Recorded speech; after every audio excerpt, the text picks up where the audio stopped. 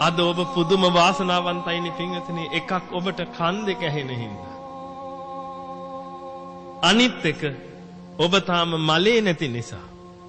ඔබ මැරුණා නම් අද කුණු පෙරේතෙක් නේ පින්වතුනි. පින් ටික ගන්නවත් එන්න පුළුවන් ඉද කියලා කොහොමද දන්නේ?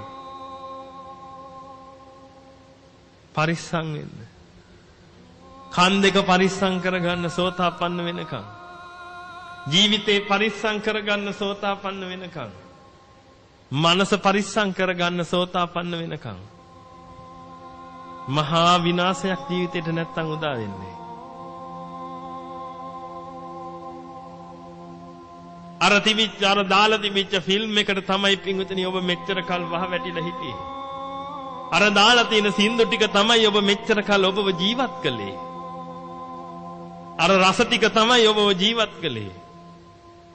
අර මල් ගඳ විලවුන් ආදී වශයෙන් ස්පර්ශ කාම ඔය ඔක්කොම තමයි පින්විතනි ඔබව මේ මෙච්චර කල් අරගෙන ආවේ මේ ලෝකෙ. ඔබ හිතලා බලන්න පින්විතනි මේ දහම ඔබට මුණ ගැහුන්නේ නැත්තම් කකුලක් පිට කකුලක් දාගෙන ෆිල්ම් එක බලලා ඔබ